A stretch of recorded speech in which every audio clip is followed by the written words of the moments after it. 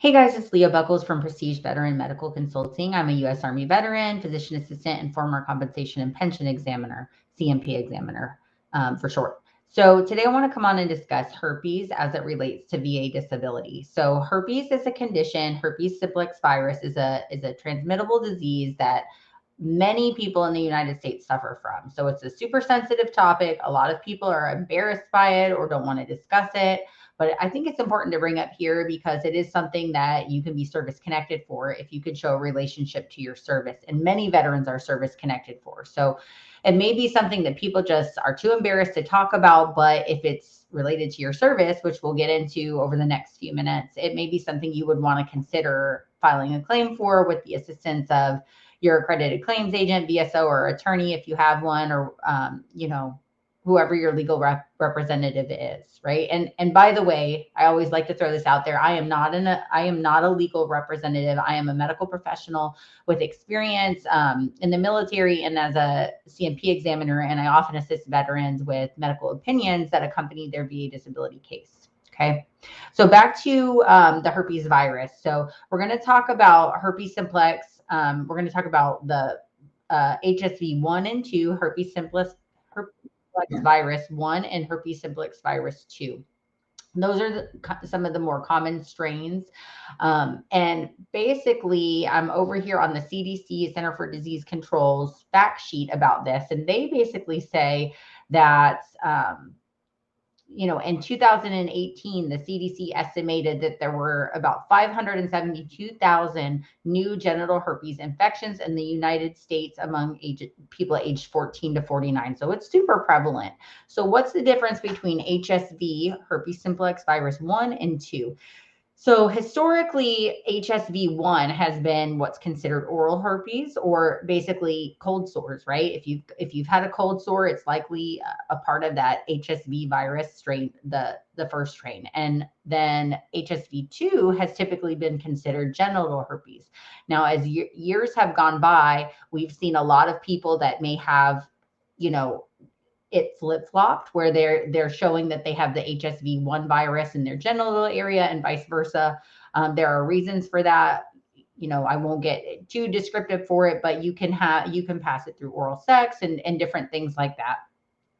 So how do we get that? So as we talked about, it's generally a sexually transmitted disease, but you can have it from saliva from a partner that has an oral herpes infection. So for example, if you are drinking a soda or a drink after someone, it can be transmitted if they have an active lesion and they transmit that onto their drink, etc. So you also don't, especially in those genital herpes cases, they don't necessarily have to have an active lesion to be showing that there may be an infection, right? So how do people get service connected for this? Okay, well, if you were diagnosed in service, we would call that a primary service connection. So if you never had the disorder before, it was never present prior to your service, and you contracted it while you were on active duty, then it would be a primary service connection if you were seen for it, if you can kind of show that it was established during that time. Now, if you develop it after service, you may be able to show that it's related to another service-connected disability. So common ones we see are, for example, if someone was unfortunately sexually assaulted, for example, and they've got a PTSD MST case that they're service connected for, they could have contracted it from that and developed herpes as a secondary to that assault, right? I often also see where veterans can maybe not have a sexual assault, but be service connected for PTSD, just regular PTSD related to combat. And they may have the herpes simplex virus and it gets worse because of a stress response, right? So stress can bring on more frequent outbreaks.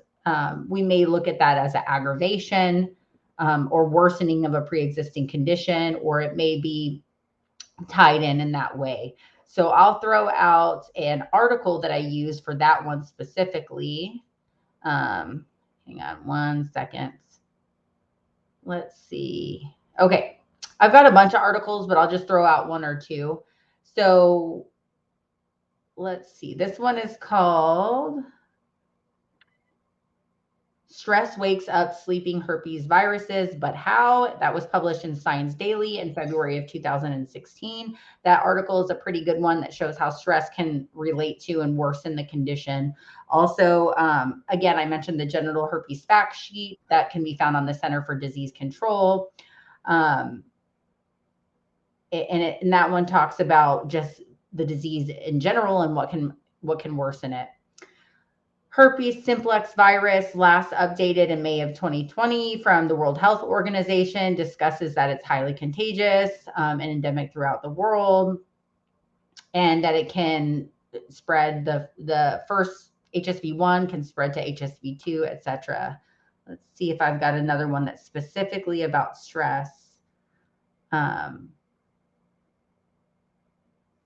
see here. That's about it. That's about I've got one more. It's called Cold Sores Overview. It's published in informedhealth.org in July of 2018. That may be a good one for you guys to go and take a look at as well. Ask your doctors to write you a letter if you notice that your stress is impairing or increasing your